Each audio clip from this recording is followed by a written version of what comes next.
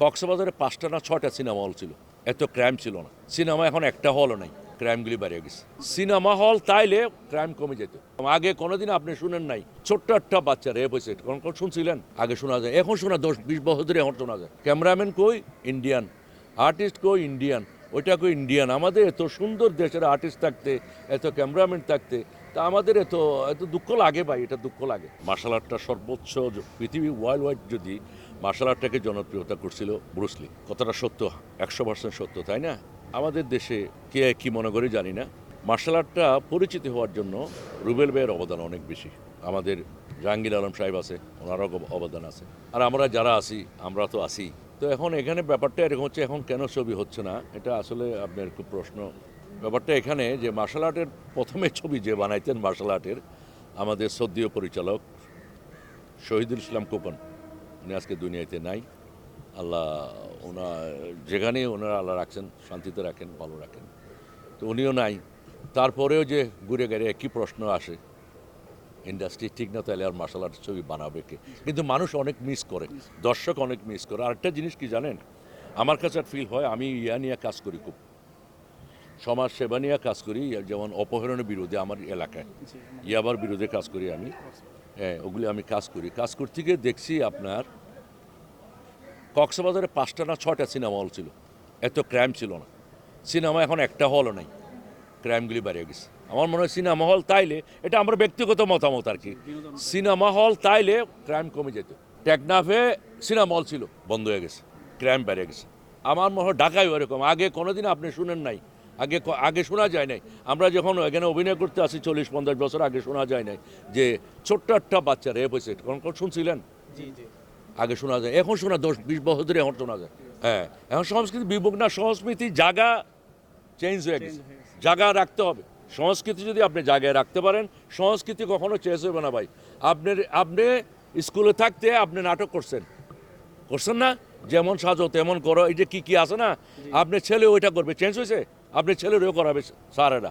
তো চলচ্চিত্র কখনো চেঞ্জ হবে না, চলচ্চিত্র ৪০ জায়গায় থাকবে। আমাদের চেঞ্জ হওয়া উচিত। আমরা যারা এখানে আসি, আমরা চেঞ্জ হলে চলচ্চিত্র ঠিক হয়ে যাবে। ওই যে একটা স্যান মারতাম না আমি, আপনারাও মারছেন, আমি আরও কয়েকবার বলছি, ওয়ান ম্যান শু। এখন ইন্ডাস্ট্রি ওয়ান ম্যান শু, তাই না? এখন আমিও থাকবো আর কেউ থাকবো না।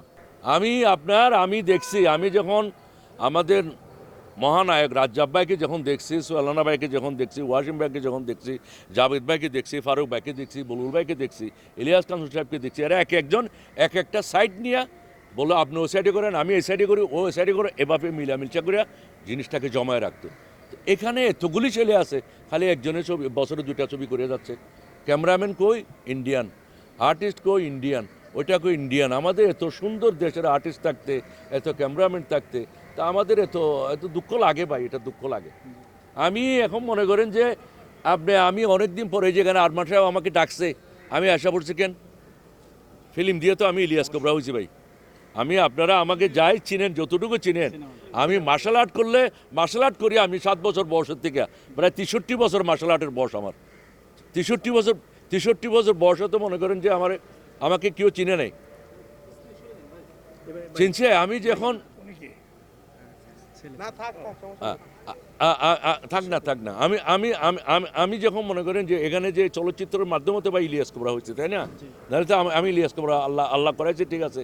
তো এগুলি মনে করেন এরা যারা এখন মনে করেন যে আপনার দামি আর্টিস্ট, স্টার তো থাকে উপরে ভাই, স্টার কি শব্দ? আমি তো এটা রাজ্জাক ভাই আমরা শুনিনি, আপনারা শুনছেন নাকি? স্টার করতে এটা মানে স্টারের না, দামি আর্টিস্ট বলা যায় আর কি, দামি আর্টিস্ট, তাই না? স্টার কয়া এখন আমরা নিজেরা জিরো হয়ে গেছে ভাই। আপনি স্টার হইলে আমি একটা জিনিস আপনার বুঝাই, কথা বললে না বললে তো পারি না ভাই, ওই কক্সবাজারের লোক তো অনেক সময় কথা বলে ফেলতে হয়। আপনার ঘরে 5টা ছেলে আছে, আপনার এই যে আপনার ভিলিয়ান ভাই, বুঝছেন তো? আপনার 5টা ছেলে আছে, একটা খুব ভালো, আর 4টা না খায়া মরে, রাস্তাঘাটে গাড়ি চালায়, টমটম চালায়, আপনি কি করবেন? তো আপনারও ওইটার মতো মূল্য নাই তো আপনার। আপনি ওই 4টা বাইকে চালিয়ে নিতে হবে আপনার, তখন আপনার মূল্য হবে। আপনাকে কখন স্মরণ রাখবে মানুষ? আপনি যখন কিছু করে যাবেন, এই যে আমি নামাজ পড়তে যাবো বা আপনি নামাজ এখন যাবেন, এটা এখানে কিছু পাবেন না, ওখানে পাবেন, যেখানে যাইলে আপনার যাইতে হবে ওখানে পাবেন। তো এটা যারা ইন্ডাস্ট্রি লিড দিছে, এরা ওদের তো এটা চিন্তা করা উচিত তো ভাই। কারণ আপনি করে যাচ্ছেন 1,000 কোটি টাকা কামাবেন, ওরা ইন্ডাস্ট্রিতে কেউ কোনো কাজ নাই, কর্ম নাই, আপনার কলিগের একটা টমটম চালাচ্ছে, এটাই চালাচ্ছে, ওটা ওই চালাচ্ছে, শিল্পীদের আজকে অবস্থান কোথায়?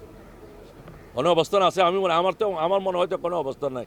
এই জন্য আমি বারবার একটা কথা বলি কি, আমার কাছে এটা লাগে, আমাদের ওই যে এখন যেটাই হোক ধরতে হবে সরকার।